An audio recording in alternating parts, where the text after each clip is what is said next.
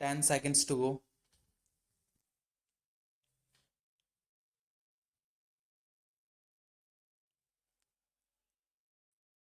My suggestion is that one of the functions of the Commission, as envisaged in Clause 11, should further be amplified by the addition of a new clause, namely that all such agreements which the Government of India would enter upon must be referred to the Statutory Commission for its opinion before they are finally accepted, ratified, or confirmed by the Government of India.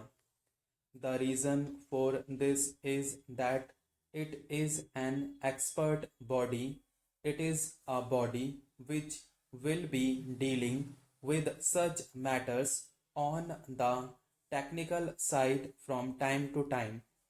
It will have a well equipped technical personnel at its disposal to avail of and to pronounce such an opinion. It will consist of persons who will be well versed in matters of industry and commerce. This is one of the conditions of appointment for membership. Consequently, my submission is that the government should think and the select committee should think why a particular clause to that effect be not added amongst the normal and ordinary functions of the commission. Without such a clause, I submit it will be greatly hampering and restricting the activities and recommendations of the Tariff Board. Take the case of this particular charter. It is not today within the functions of this commission. The government will not be bound to refer this question of particular charter before it ratifies the opinion of this commission. It is an essential matter. Suppose the government ratifies that the decision of the Government of India will have a great effect upon the day-to-day working of the Tariff Commission as also upon matters that will come for decision before the Tariff Commission. Now, sir, the Fiscal Commission by its majority have recommended that this particular charter may be ratified, though it is not an occasion for me to enter into the question as to the merits of this proposition.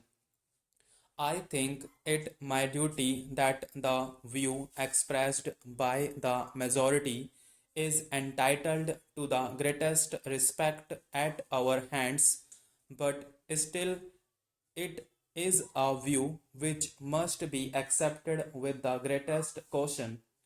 We are an exceptionally underdeveloped industrial country and we have to see what advantage we will have by ratifying this particular charter. It presupposes the question of the regimentation of all domestic economics under the guidance of an international trade organization like the General Agreement on Tariffs and Trade. I submit that this international trade organization will be bound to be dominated by vested interests by those countries which are at the pinnacle of their industrial glory today, and their interests are in direct conflict with our interests as an underdeveloped country. They will naturally be interested in stabilizing the existing pattern of industrialization in the world so that the markets which have been the markets for their products for so many centuries may be preserved for them in future. It has been stated by the majority of the Fiscal Commission that our being a party of this particular charter will necessarily imply surrender of our commercial and fiscal autonomy to the jurisdiction of an international tribunal, and we have to see whether such a surrender of our fiscal autonomy in such an underdeveloped stage of our industry will be in the best interests of the country.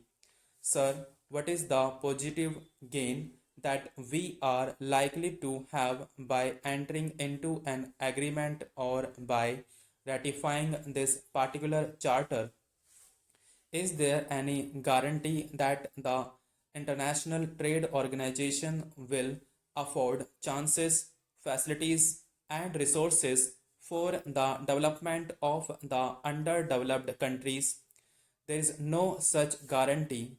There is no guarantee given by the International Trade Organization to arrange for the inflow of foreign capital within our four corners. There is no guarantee for making the technical personnel available to us. There is no guarantee for making available capital goods to us. If there is no such guarantee, I think that it will not be in the interests of the country to ratify this particular charter, and my submission is that it should be the normal duty and function of the Tariff Commission that all such questions must necessarily be referred to the Tariff Commission for its consideration, discussion, and recommendation, and it is only after going through the views of the Tariff Commission that the government should take a decision whether it is to act in a particular manner or not. Similar is the question of imperial preference. I ask a specific question of my honorable friend, the sponsor of the bill. Will it be incumbent hereafter for the government to inquire about the views of this commission on this important matter? Now, this imperial preference has been before this country for a number of years, from 1932 up to the present time, but the policy of the government has not changed in that respect. I say it is a humiliation, a stigma on our commercial autonomy, and the sooner it is brought to an end, the better it would be. I very much welcome the budget that has been presented by the Honorable Finance Minister. In doing so, I would like to address myself to one important aspect of budget making. The budget goes a thousand ways to the root of the prosperity of individuals, to the relation between classes, and to the strength of the government themselves. The present budget, apart from the arithmetic of it, must also solve the problems that are facing the country today, and I am certain that we shall go the right way in solving them. The Congress governments are in charge of the country. We have got a name, an ideal, and a program, and we have to reach the ideal. The Congress has stood all these years for the creation of a cooperative commonwealth which was called Ram Rajya by the father of the nation. Now, in this budget, if we can find anything that will go towards that ideal, we shall be very much satisfied. The present budget, I feel, is good in one way, in that it is establishing new precedent, that is, taxing in order to meet the capital requirements of the country. This is a very important feature to which every well-wisher in this country ought to subscribe.